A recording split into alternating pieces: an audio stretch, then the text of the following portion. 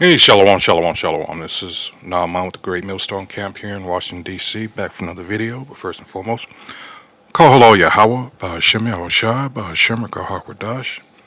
Alright, once again, double honors go out to the apostles, bishops, and elders of Great Millstone who rule well.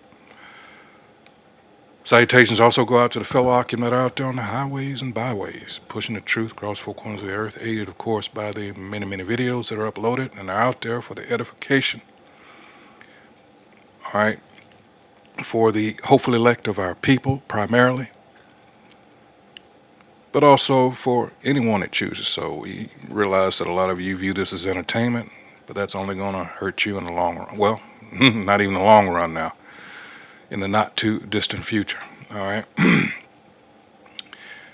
So here we are once again with the copyright disclaimer under Section 107 of the Copyright Act of 1976. Allowances made for fair use for purposes such as criticism, comment, news reporting, teaching, scholarship, and research. Fair uses are use permitted by copyright statutes that might otherwise be infringing. Nonprofit, educational, or personal use tips the balance in favor of fair use. All right, for today's video, we're going to go into a highly racist country. And when I mention it, it should come as no surprise to many of you. All right, but the reason I'm doing this is because this is a pattern what these devils, these Edomites, do. And this is why I refer to them sometimes as a fleshy virus, because that's how they act. And in this case, this is how they infect a land. And then they, especially when it comes to Jake, they systematically erase anything regarding those peoples. All right, that's what they did here in North America with the tribes of Gad and Reuben.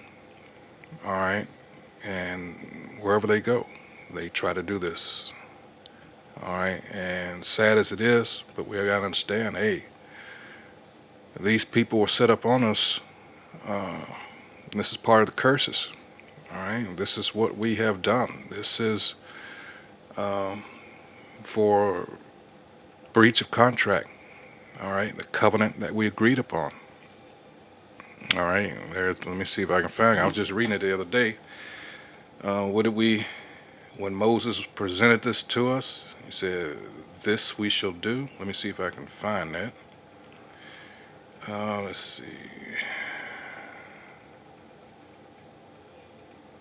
Hold on, just bear with me.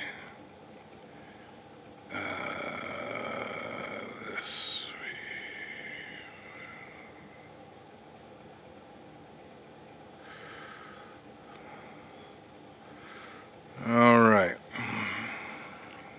And whenever, as in any other contract, when there's a breach of contract, there are consequences. All right, which, hey, Jake's been put through the ringer.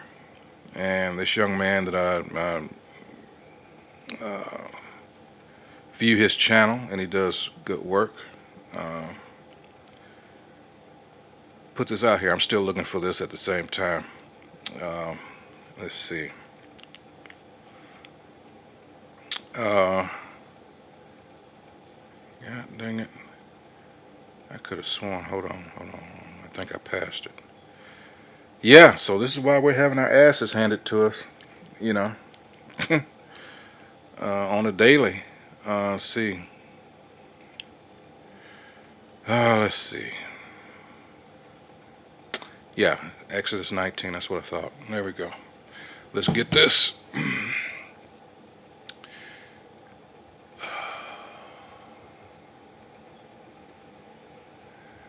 Because this is that chapter where I always say, it's funny, but it's not funny. This is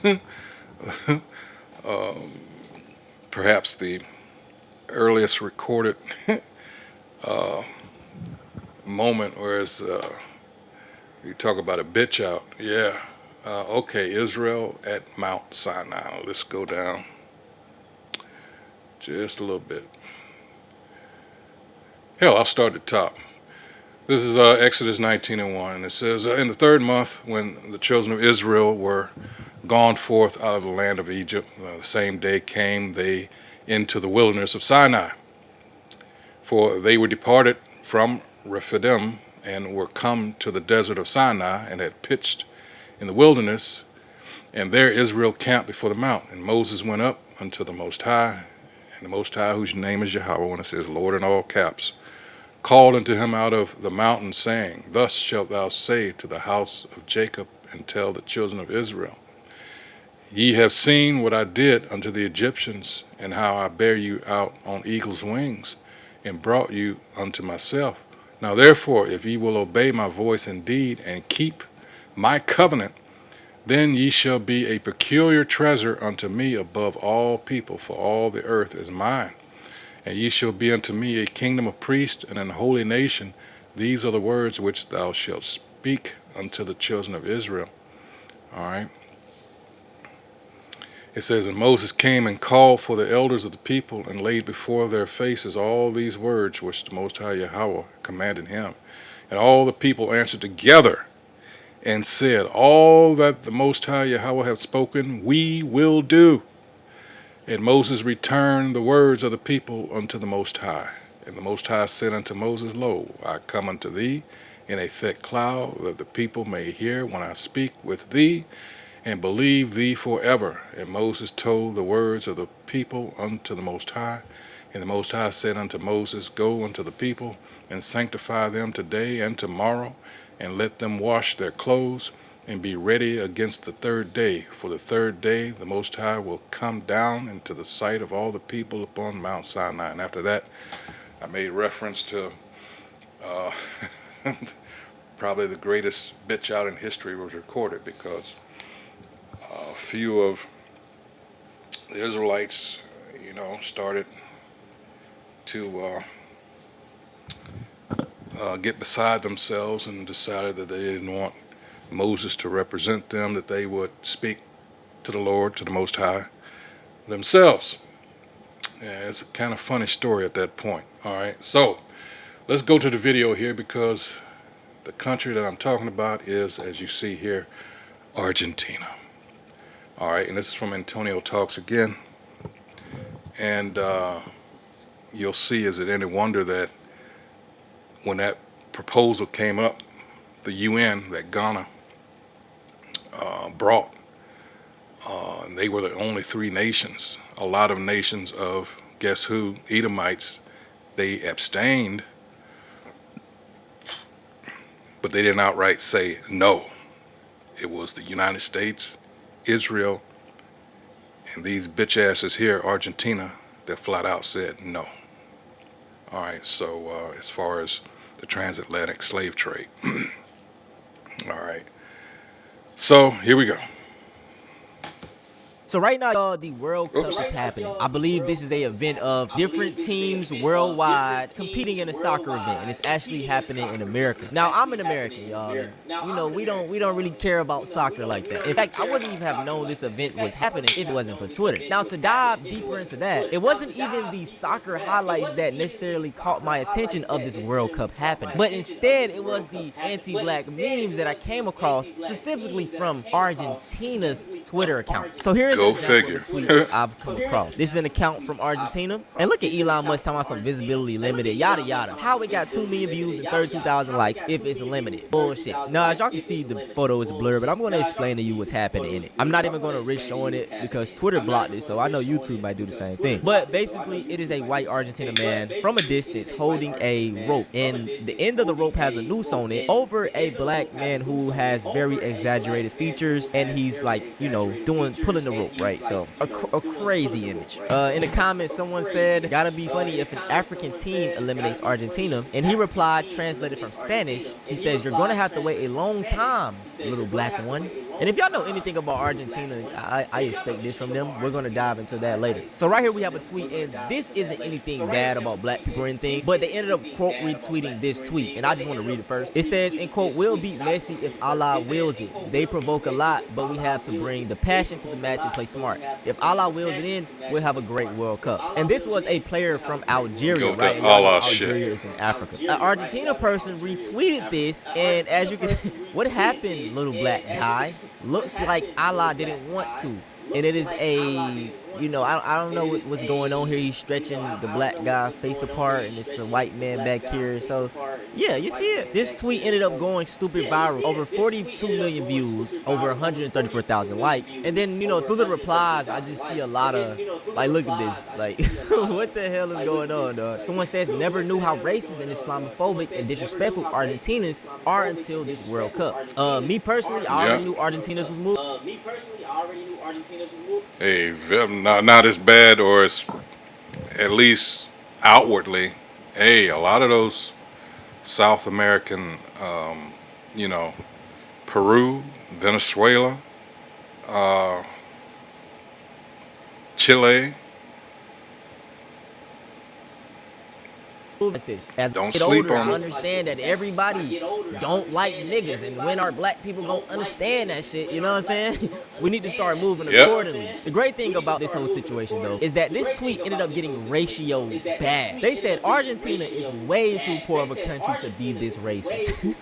Them niggas got way bigger problems to worry about, and they got black people on their mind. This how they be, y'all. Now we moving on to Twitter now. I want to give y'all just a history lesson of Argentina and the anti-blackness that it has. Now in 2026, the current black population of Argentina is very small, right? I'll put it up on the screen. And it's crazy because at one point in time, specifically during the 1800s, the black population was very big there. I believe it was 1/3 of it. However, due to basically a genocide, most black people were removed from Argentina, if you get what I'm saying. In 1800, about a third of Buenos Aires was black. And by 1875, the Argentine government had stopped counting black citizens in the census because there supposedly weren't enough left. Now, maybe it's just me, but when I hear something like that, I have questions. Because people don't just disappear. So, of course, I started digging. What I found was one of the wildest stories I've come across in a long time. See, a lot of people today genuinely believe that Argentina didn't have a significant black population, ever. If you ask some Argentines about black Argentinians, they'll probably tell you that black people just came there recently, that they're immigrants, that they've always been a tiny minority. But that's not what the history says.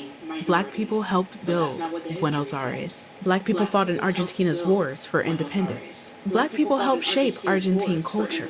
Even parts of the tango Sound familiar? Afro-Argentine traditions. So how do you go from a city where black people made up roughly a third of the population to a country where people grow up believing that black Argentinians barely exist? That's where the story gets ugly. Part of it was war. Black men were disproportionately pushed into military service and sent to fight in conflicts with devastating casualty rates. Yep. Part of it was Did you see that? Or did you hear it, rather? It was too fast for you to read the whole thing. They purposely put Jake on the front lines. It's not funny, but and that's the history throughout. All right, for those of you that don't understand the makeup of whenever these devils came into power, when they first, on a large scale, being the Greeks, and then the Romans, this is what they did. The same practice as they do now. In fact, let's read it in the scriptures, because let's go to Habakkuk. Whoops, wrong one. Sorry about that. Let's go to Habakkuk.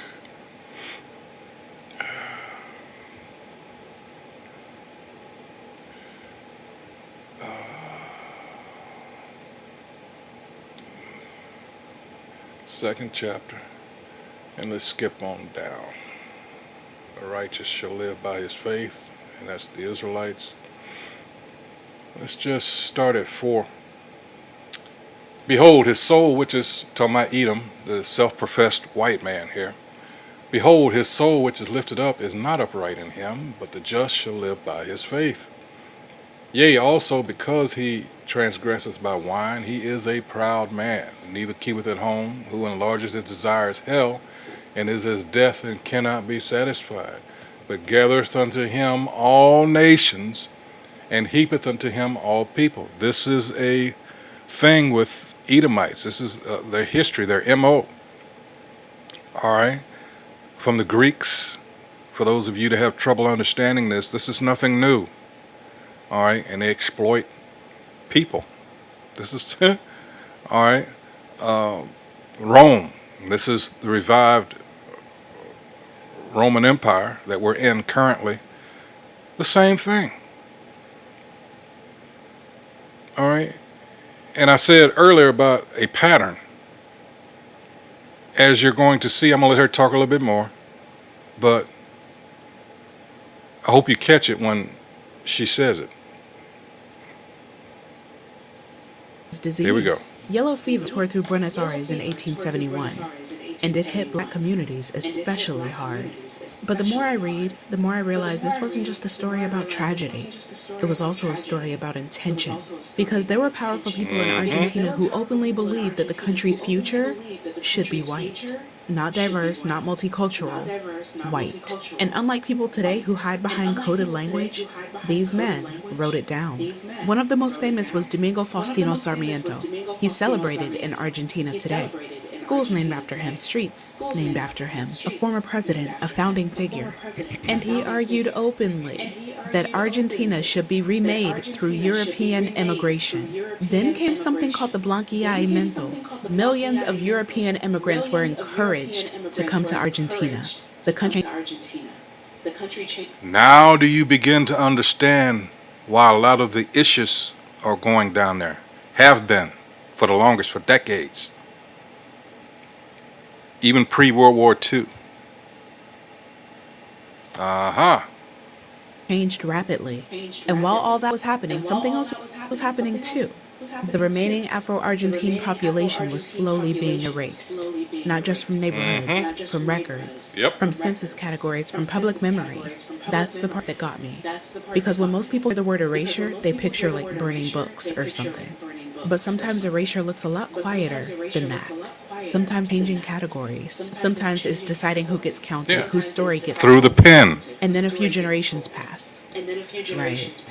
And eventually people start saying there were never any black people here. What are you talking about? Hey, and that is what I believe they're trying to do. We see Trump taking out all of the black history, all the slavery. You know what I'm saying? This is why Exactly. I try to tell all my black folks, man, stay educated. Learn about your history. This isn't having a victim mindset. You have to understand things so they won't happen again, right? So make sure y'all dive into all the black history, no matter how uncomfortable it is. Learn the tragic things these folks did. And I think the reason they want to take this away because, you know, I feel like it's impossible to learn about black history as a black person and not feel that fire ignite inside of you. Like, whenever I read the tragedies and the things that happen to us, or even the good that they don't teach about, it just ignites.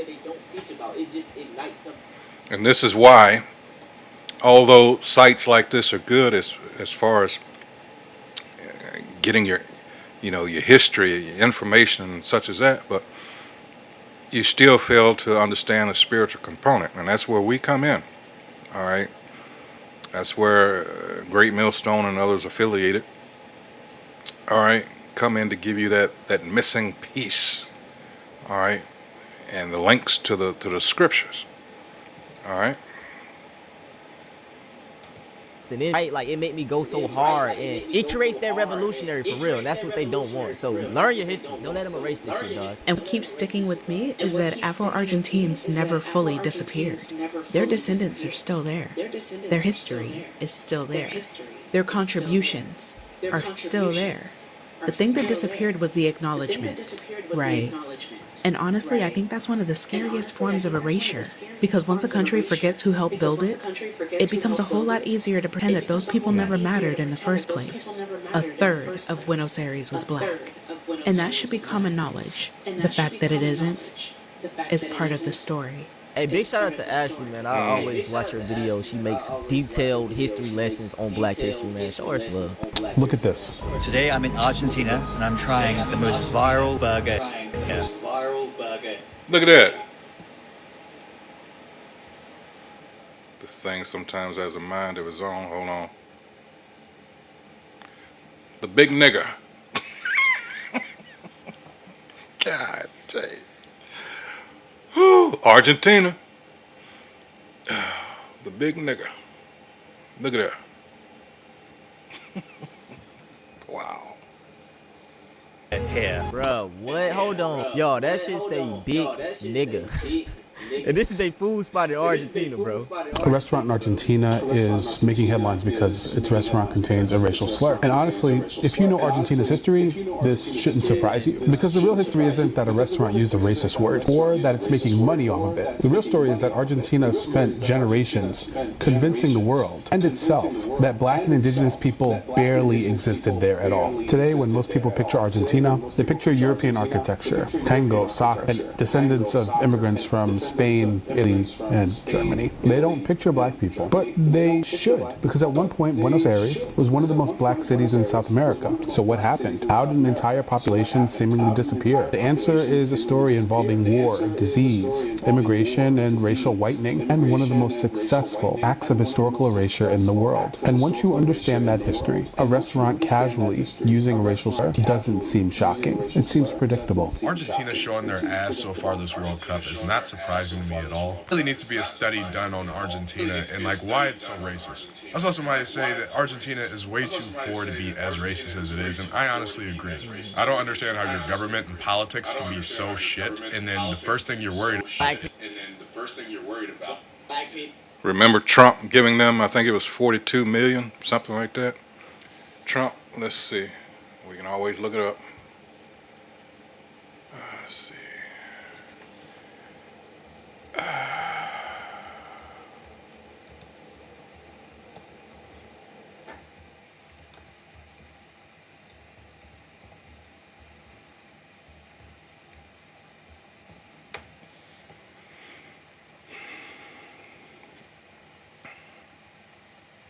The Trump administration authorized oh shit. That's why it's good to look it up. 20 billion currency swap lifeline to Argentina's central bank, finalized in October 2025. While often cited as a 40 billion package, the additional 20 billion represented a contingent effort to secure private funding from banks and sovereign wealth funds, not a direct U.S. government transfer. Structure of the financial package, the core assistance is a $20 billion currency swap, all right, allowing Argentina to exchange pesos for U.S. dollars to stabilize its economy. The broader 40 billion figure includes this government facility plus an intended but unsecured private sector complement that faced difficulties in finalization. Reports indicate the private portion was later scaled back significantly, with some sources suggesting it dropped to around 5 billion. Wow. Conditions and controversy. President Donald Trump explicitly tied this financial support to the electoral success of Argentine President Javier Milei. That's him right there. All right. And his libertarian reform agenda. The deal has drawn criticism for lacking transparency, with key terms classified, and for prioritizing geopolitical goals over domestic America First principles. Yeah, you people that voted for this guy, boy, yeah, guess what? You got what you deserve. You got what you voted for. People, black people. blacks. You guys have a lot more to worry about. And it sucks because I'm a Barca fan. I love Messi, but I can. Nah, I ain't gonna lie, bro. It's like a ticking Fuck time a bomb. Messi. You could be a fan of these people the whole time. They don't like you. You know, y'all fans of Messi. That nigga Argentina. He might feel that way. You know what I'm saying? So Never root for Argentina when it comes to World Cup time. Ever. Like, it's not going to happen. It has never happened. And part of me can't wait till he retires because he's still putting up generational games for them. He makes the hate watches so hard. And also, just like the history of racism that the country has and its eugenics practices, they're a country that encouraged Nazi German immigration, prioritized European infrastructure to get more white people to come to their country. And a lot of those white people that came over were German post-World War II. Nazi Germans. So them being racist now is not really like that crazy of an idea. Like no shit, they have a history rooted in colorism, eugenics, and inferiority complex. That's it for this video. I hope you guys enjoyed. Nothing surprised me more in 26. I just make these videos and try to wake up other black people to stay on code. A lot of these Black people. Come on, come on, come on. Look at this. Today I'm in Argentina and I'm trying the most viral burger here. A restaurant in Argentina is making headlines as its restaurant contains a racial slur. And honestly, if you know Argentina's history, this shouldn't surprise you. Because the real history isn't that a restaurant used a racist word or that it's making money off of it. The real story is that Argentina's or that it's making money off of it. The real story is that Argentina's. So there you have it. Once again, this is the site Antonio Talks, and like at this point, you know, they can't stay hidden anymore. You know, we're coming to the end here. You know, as the elder apostle Tahar at the beginning of at the end of last year and the beginning of this year, you know, this is the year where everything and everyone's being exposed. You know, and boy, isn't that the case. But this right here, this has been going on for a long time. It's just because of, like I always say, technology such as it is today, you know, it's hard. It's much harder to hide things. And again, this is prophesied, you know. As your technology increases, your knowledge increases. Yeah. So that's going to be it for this video. The World Cup exposes Argentine racism. I mean, yeah, technically they were exposed before that UN situation put them on blast. That was crazy. But yeah. So with that, once again, I hope whoever views the video has been edified. That's what we do here at Great Millstone. All right, we're filtering everything through the scriptures. And again, hey, keep your eyes and ears open now. Hey, more and more crazy shit is happening. It's like every time you turn on, you know, however you get your news, this is what's going on in the world. So keep those eyes and ears open. All right, so with that, until next video, hey, shalom.